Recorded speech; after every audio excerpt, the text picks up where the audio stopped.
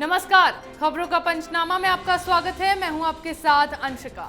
हम लेकर आए हैं देश दुनिया की 5 बड़ी खबरें, जिनके विश्लेषण के लिए मेरे साथ स्टूडियो में मौजूद हैं कैपिटल टीवी के editor in chief doctor Manish Kumar. Doctor साहब, बहुत बहुत स्वागत। धन्यवाद। सबसे पहले रुक करते हैं हेडलाइंस का। पाक में बैठे रिंदा ने रची मोहाली हमले की साजिश, हमलावरों की मदद करने वाले पर पुलिस ने कसा शिकंजा। राजद्रोह कानून पर सुप्रीम कोर्ट ने लगाई रोक, नहीं दर्ज होगी कोई नई एफआईआर। राज ठाकरे को मिली जान से मारने की धमकी, गृह मंत्री से की सुरक्षा बढ़ाने की मांग। ज्ञानवापी मस्जिद पर सर्वे पर जज की दो टूक, कहा जरूरत पड़ी तो खुद मौके पर कार्रवाई करवाएंगे कोर्ट। भारत के हनुमान चालीसा विवाद में कूदा पाकिस्तान, फिर उगला देश के खिलाफ जहर, दुनिया से मांगी मदद।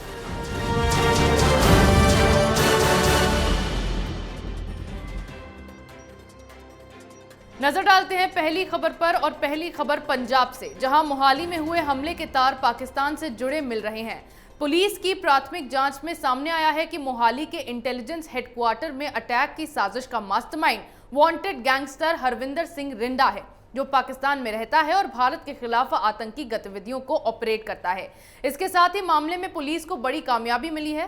पंजाब पुलिस ने फरीदकोट के रहने वाले निशान सिंह नामक व्यक्ति को हिरासत में लिया है और निशान सिंह से पूछताछ की जा रही है। पुलिस की ओर से इसे आतंकी हमला भी बताया गया है और हमले में इस्तेमाल किया गया लॉन्चर मिल चुका है। डॉक्टर साहब, क्या है ये पूरा मामला? पाकिस्तान का कनेक्शन क्यों इसमें सामने आया है? देखिए, ये कोई ढकी छुपी बात अब नहीं रह गई कि पंजाब में आईएसआई के द्वारा फंडेड खालिस्तानी संगठन अब एक्टिव हो गए हैं।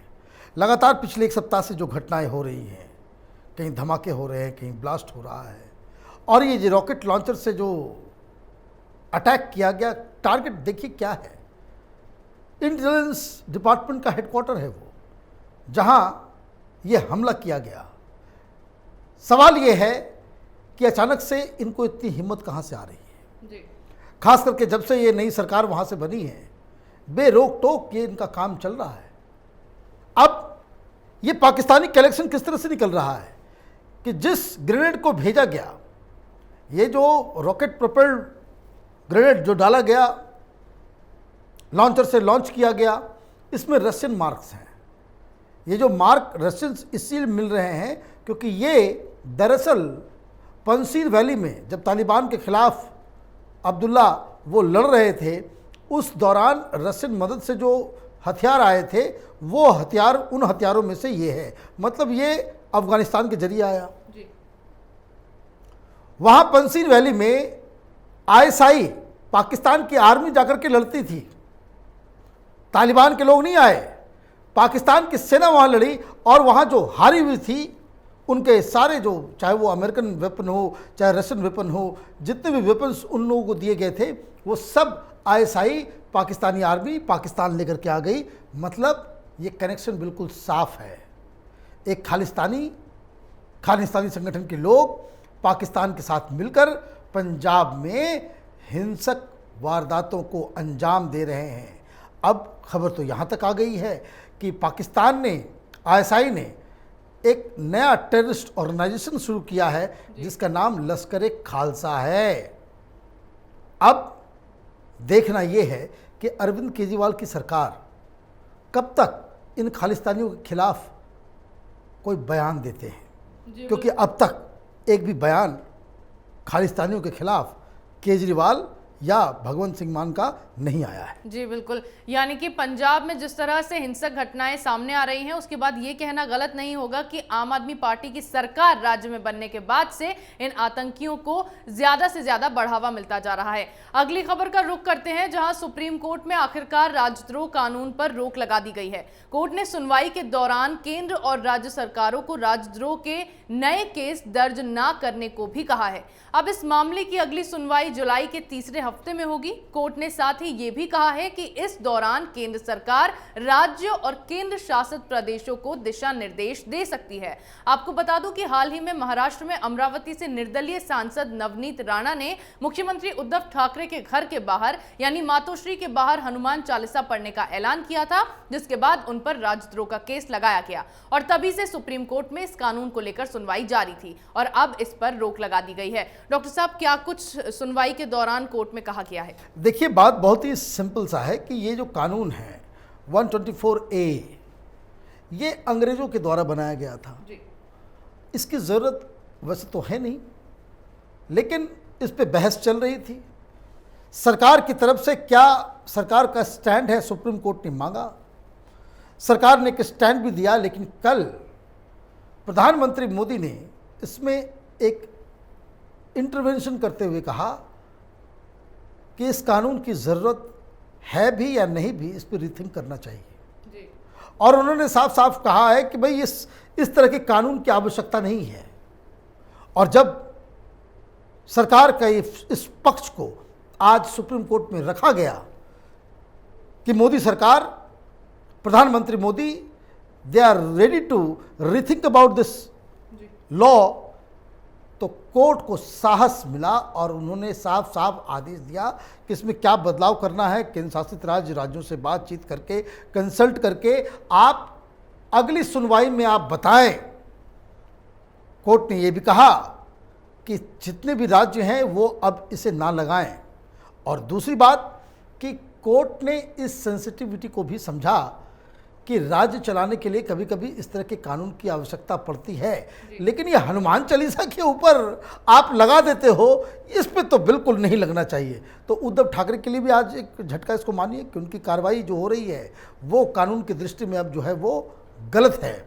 और दूसरा, प्रधानमंत्री मोदी के विज़न को भी ये समझना चाहिए कि कैसे वो एक सामंजस्य बिठाएंगे, क्योंकि देश में तो कानून चाहिए कुछ न कुछ, क्योंकि जेएनयू में नारे बजते हैं भारत तेरे टुकड़े होंगे इंशाअल्लाह इंशाअल्लाह।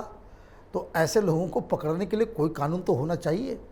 क्या बदलाव किया जाएगा ये आगे आने वाले दिनों में सामने आएगा, लेकिन अच्छी बात है कि मोदी सरकार ने कहा है कि भाई ये पुराने कानून जो है इसकी अब कोई आवश्यकता नहीं है। जी बिल्कुल, कई राज्य सरकारों की ओर से इस कानून का गलत इस्तेमाल किया गया, जिसके बाद इस पर सुनवाई हुई और आज इस पर रोक लगा दी गई।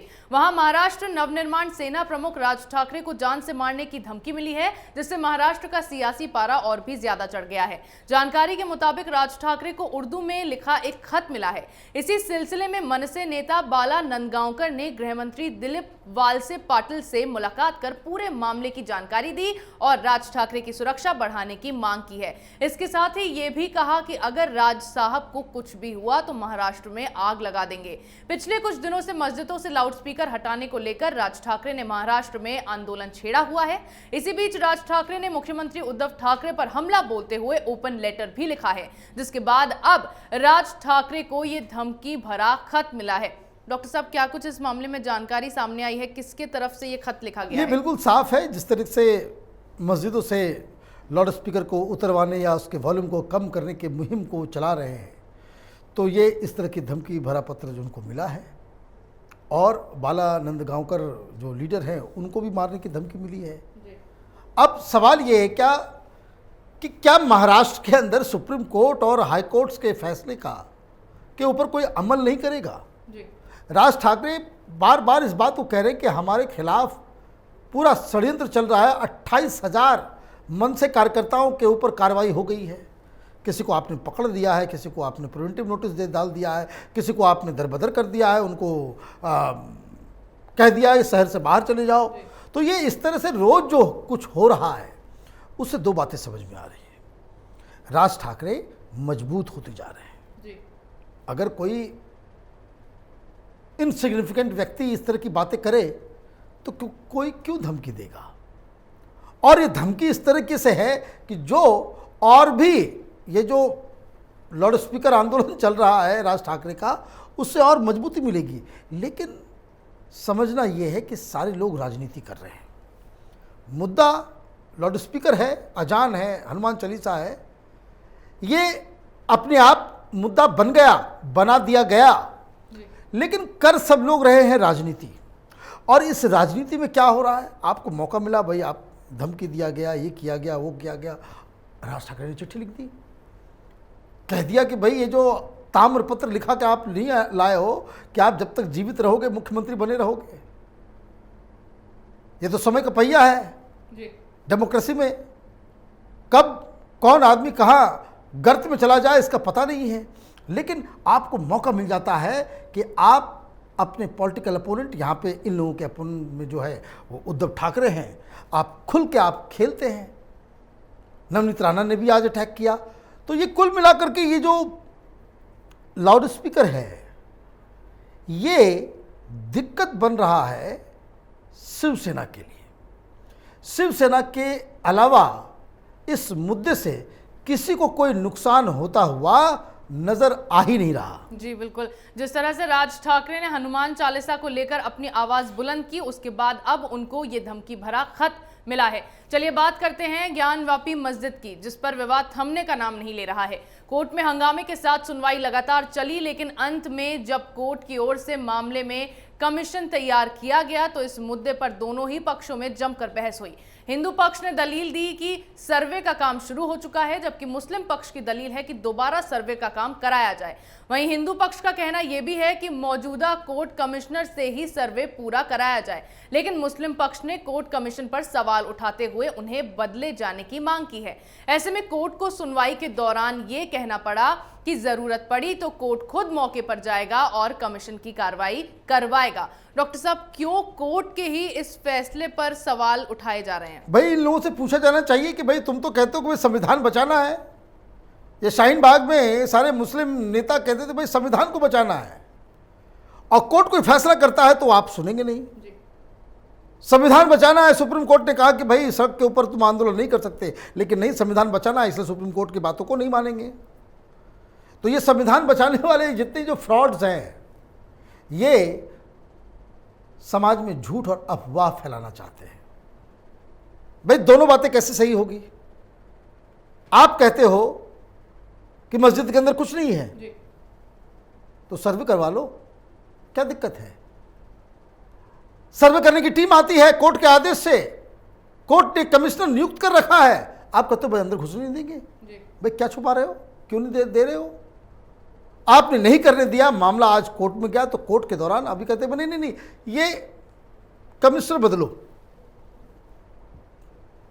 मैच खेलने पहुंच गए, लग रहा है हार जाएंगे, आप कहते हो भाई अंपायर बदलो, ये अंपायर ठीक नहीं है। ये तमाशा चल रहा है क्या? और बेहतर तो ये होगा कि जो आज कोर्ट के जज साहब ने कहा कि ज्यादा आप लोग परेशान कीजिएगा तो हम सर्वे टीम के साथ जजेस खुद जाकर के उसको देख करके आएंगे। तब क्या करेंगे? ये और भीड़ उठा के ले आएंगे। और मैं तो इस बात को कह रहा हूं, जज साहब को उस परिसर में जाना ही चाहिए। अपनी आंखों से वो देखेंगे किस तरीके से लोग विरोध करते हैं। ये काम हाई कोर्ट के जजेस को भी करना चाहिए, सुप्रीम कोर्ट के जजेस को भी करना चाहिए कि विवाद अगर हो रहा है, इस तरह की चीजें हो रही, कोर्ट रूम में तो सारी सच्चाई समझ में नहीं आएगी आपको। सर्वे टीम के साथ आप चले जाएं वहां पे, दूध का दूध पानी का पानी हो जाएगा। तो ये जो सच को छुपाने वाला जो गैंग है वो धीरे धीरे एक्सपोज होता हुआ नजर आ रहा है। जी बिल्कुल, मस्जिद में सर्वे के नाम पर जो लोग बार बार कोर्ट के फैसले पर सवाल उठा रहे हैं वो केवल माहौल बनाने की कोशिश कर रहे हैं। रुक करते हैं पाकिस्तान का, जहां भारत में चल रहे हनुमान चालीसा विवाद के बीच पाकिस्तान ने फिर अपना भारत विरोधी प्रोपेगेंडा चलाना शुरू कर दिया। मामले में पाकिस्तान की शहबाज शरीफ सरकार भी कूद पड़ी है। पड़ोसी मुल्क ने आरोप लगाया है कि भारत में मुस्लिमों के खिलाफ हालात खराब हो रहे हैं और अंतर्राष्ट्रीय समुदाय से हस्तक्षेप की मांग की है। पाकिस्तान का कहना है कि अंतर्राष्ट्रीय समुदाय भारत में रह रहे मुस्लिम समुदाय के लिए धार्मिक स्वतंत्रता को सुनिश्चित करे। पाक विदेश मंत्रालय ने एक बयान जारी करके भारत से मांग की है कि वो अल्पसंख्यकों, खास तौर पर मुस्लिमों और पूजा स्थलियों के खिलाफ हुई हिंसा के घटनाओं को निष्पक्ष तरीके से जांच करे, साथ ही इन गतिविधियों को रोकने के लिए भी कदम उठाए। डॉक्टर साहब, क्यों हनुमान चालीसा विवाद में अब पाकिस्तान ने इंटरफेयर किया है? देखिए, विवाद हनुमान चालीसा का नहीं है, विवाद लाउड स्पीकर का है। और ये पाकिस्तान में उसके विदेश मंत्रालय में एक मूर्खों की टोली बैठी हुई है। आप विदेश में किसी भी सभ्य समाज में जाएंगे, बोलेंगे भाई बड़ा दिक्कत हो रहा है मुसलमानों को हिंदुस्तान में, तो वो पूछेंगे भाई क्या हो रहा है। बोले ऐसा है कि हम लोग जो है वो लाउड स्पीकर लगा करके रात में भी दिन में भी 24 घंटे में 5 बार बहुत ही हाई वॉल्यूम में हम लाउड स्पीकर पे अजान सुनाते हैं। लोग हंस पड़ेंगे, ये मूर्खों की टोली है, ये धर्मांधता में जो है ये लोग पागल हो गए हैं। भाई आप ये बताइए, बहुत माने ज़्यादातर इस्लामिक कंट्रीज में लाउड स्पीकर पे बैन है। पाकिस्तान में तो कोई काम है नहीं। पाकिस्तान तो वैसे ही पोल्यूटेड है, एयर पोल्यूशन से लेकर के सॉइल पोल्यूशन से लेकर वाटर पोल्यूशन से लेकर के साउंड पोल्यूशन, सब कुछ वो देसी पोल्यूटेड है। क्या चाहते हो कि ये जो साउंड का जो सिस्टम है, और हिंदुस्तान के सुप्रीम कोर्ट की तरफ से ये आदेश दिया गया है कि उस मापदंड को मानो। मापदंड मानोगे नहीं, सुप्रीम कोर्ट के आदेशों का पालन नहीं होगा, और जब पालन करवाया जाएगा तो कहते भाई अत्याचार हो रहा है। भाई हिंदुओं के तो मंदिरों से भी तो यूपी में लाउड स्पीकर निकाले गए, इन गधों को दिखाई नहीं देता। खैर, उनका काम है कि हिंदुस्तान को बदनाम करे, लेकिन दिक्कत ये है कि पाकिस्तान के साथ साथ ये जो हिंदुस्तान के जो मौलवी मौलानाओं का एक वर्ग है, सब नहीं एक वर्ग, ये वामपंथियों का जो पूरा गैंग है, ये टुकड़े टुकड़े गैंग भी जो पाल रखे हैं हम लोगों ने, और पाकिस्तान की आईएसआई के पैसे पे पलने वाले पत्रकारों का जो पूरा जत्था है हिंदुस्तान में, ये सब यही बात इन लोगों ने कहना शुरू कर दिया है कि मुसलमानों पे बड़ा अत्याचार हो रहा है। भाई मुसलमानों पे कोई अत्याचार नहीं हो रहा। मुसलमान अपने मन से कह रहे हैं कि हम पे अत्याचार हो रहा है। हिंदुओं के मंदिरों से तो भी लाउड स्पीकर निकाला गया, कोई तो नहीं छाती पीट रहा कि भाई बड़ा अत्याचार हो रहा है। खुशी खुशी, देश का कानून है, सुप्रीम कोर्ट का आदेश है, ये मानने में आपको दिक्कत हो रहा है तो दूसरी जगह देख लीजिए कहीं कहाँ आप रह सकते हैं जहाँ आपकी मनमानी चल जाए। ये तमाशा बंद होना चाहिए। जी बिल्कुल, यानी कि लाउड स्पीकर की आड़ में मौका परस्त पाकिस्तान ने फिर एक बार भारत के खिलाफ भ्रम फैलाना शुरू कर दिया। देश दुनिया की तमाम बड़ी खबरों पर हमारे साथ आपके विश्लेषण के लिए बहुत बहुत धन्यवाद। धन्यवाद। खबरों का पंचनामा में आज इतना ही। अगर आपको हमारा ये वीडियो पसंद आया हो तो इसे लाइक करें, शेयर करें, कमेंट करें, साथ ही हमारे चैनल को सब्सक्राइब करना ना भूलें।